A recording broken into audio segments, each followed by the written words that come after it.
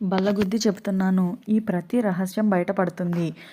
నన్ను అడగండి. ఫిబ్రవరి 10 నుండి ఫిబ్రవరి 15 మధ్యలో మేషరాశి వారికి జరగబోయేది ఇదే. వింటే కన్నీరు ఆగదు. అసలు మేషరాశి వారికి ఏం జరగబోతుంది, వారి ప్రతి రహస్యం ఎలా బయటపడబోతుంది అనే విషయం తెలుసుకోవాలంటే వీడియోని ఎక్కడ స్కిప్ చేయకుండా చూడండి. అంతకన్నా ముందు మీలో ఎవరైనా మొట్టమొదటిసారిగా మన ఛానల్ చూసినట్లయితే లైక్ చేసి సబ్స్క్రైబ్ చేసుకోండి. శ్రీ కంచి కామాక్షి అమ్మవారి జ్యోతిష్యాలయం. స్త్రీ పురుషులకు ఎటువంటి సమస్యలకైనా 100% పరిష్కారం చేయబడును. ప్రేమ సమస్యలు, పెళ్లి సమస్యలు, సంతానం, ఆర్థిక సమస్యలు, ఇలా ఏ సమస్యలకైనా గురువు గారు ఫోన్ ద్వారా జ్యోతిష్యం చెబుతున్నారు. నమ్మకంతో గురువు గారికి కాల్ చేయండి. Phone number 6302630823. మేషరాశి ఇది రాశి చక్రంలోని మొట్టమొదటి రాశి. అశ్విని నక్షత్రంలో 1, 2, 3, 4 పాదాల్లో జన్మించిన వారు, భరణి నక్షత్రంలో 1, 2, 3, 4 పాదాల్లో జన్మించిన వారు, కృతిక నక్షత్రంలో 1వ పాదంలో జన్మించిన వారు మేషరాశి కిందికి వస్తారు. అసలు మేషరాశి వారి ప్రతి రహస్యం ఏ విధంగా బయటపడబోతుంది అనేది తెలుసుకోబోయే కన్నా ముందు అసలు మేషరాశి వారికి ఫిబ్రవరిలో ఏ విధమైనటువంటి గోచార రీత్యా ఫలితాలు గోచరిస్తున్నాయి అనేది కనుక మనం గమనించినట్లయితే గోచార రీత్యా కూడా అయితే మేషరాశి వారికి చాలా వరకు కూడా అయితే మంచి ఫలితాలు అయితే ఉండబోతున్నాయని చెప్పాలి.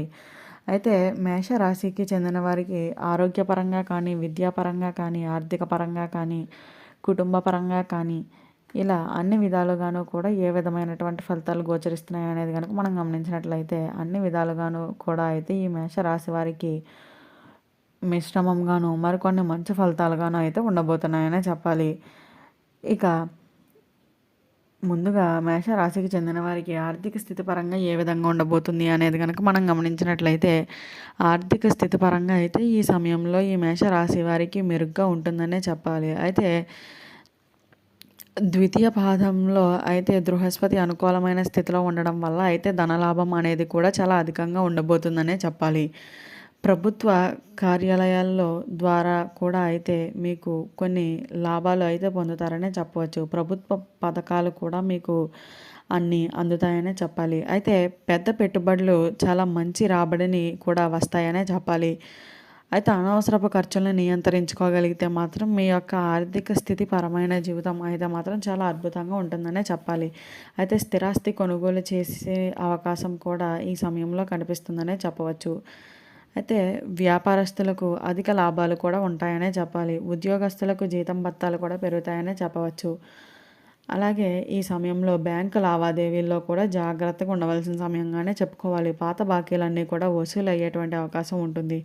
కుటుంబ సభ్యుల అనారోగ్య సమస్యలతో కారణంగా అయితే కూడా కొంతవరకు ఖర్చు అనేది కూడా ఉంటుందనే చెప్పాలి. వ్యాపార విస్తరణ కోసం అయితే మాత్రం బ్యాంకు రుణాలు చాలా సులభంగా అయితే మంజూరు అవుతాయనే చెప్పాలి.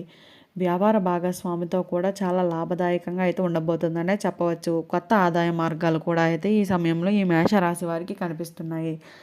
అలాగే పెద్ద పెట్టుబడులు మంచి ఫలితాలను కూడా అయితే పొందబోతున్నారనే చెప్పవచ్చు. ఇక మేషరాశికి చెందిన వారికి ఉద్యోగపరమైన జీవితం ఏ విధంగా ఉండబోతుంది అనేది కనుక మనం గమనించినట్లయితే ఉద్యోగపరమైన జీవితంలో అయితే ఈ మేషరాశి వారికి గొప్ప పురోగతి అయితే సాధిస్తారనే చెప్పాలి.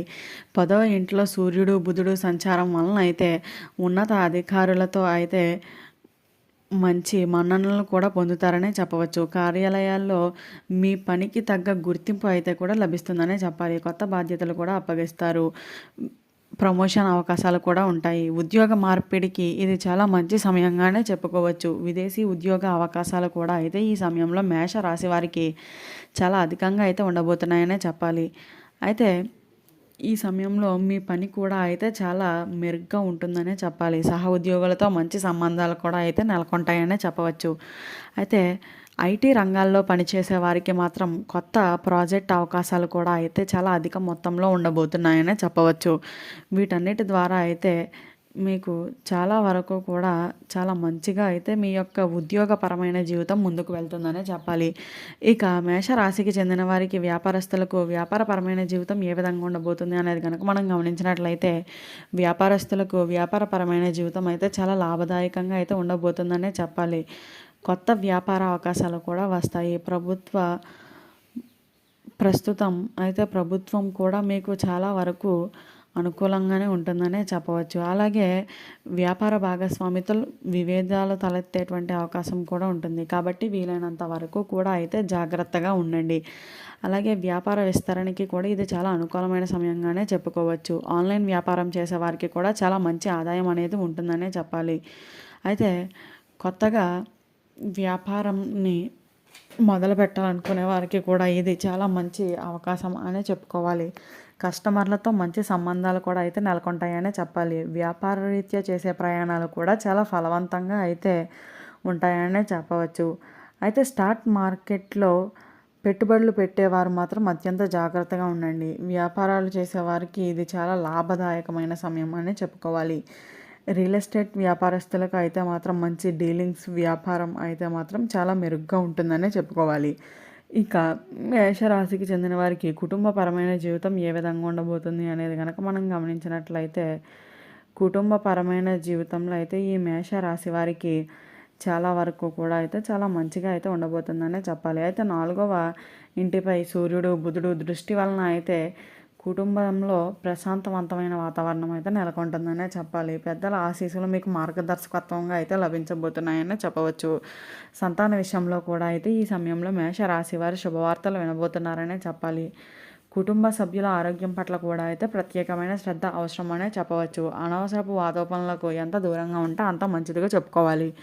బంధువులతో సత్సంబంధాలు కూడా అయితే నెలకొంటాయనే చెప్పాలి. ఇక ఈ సమయంలో అయితే కుటుంబపరమైన జీవితం అయితే చాలా సంతోషకరంగా అయితే సాగబోతుందనే చెప్పవచ్చు. ఇక మేషరాశికి చెందిన వారికి వైవాహిక జీవితం ఏ విధంగా ఉండబోతుంది అనేది కనుక మనం గమనించినట్లయితే, ప్రేమ మరియు వైవాహిక జీవితంలో అపోహలన్నీ కూడా తొలగిపోవచ్చు. సూర్యుడు దశమ స్థానంలో సంచరించడం వలన అయితే ప్రేమ వ్యవహారాల్లో జాగ్రత్తగా ఉండాలనే చెప్పాలి.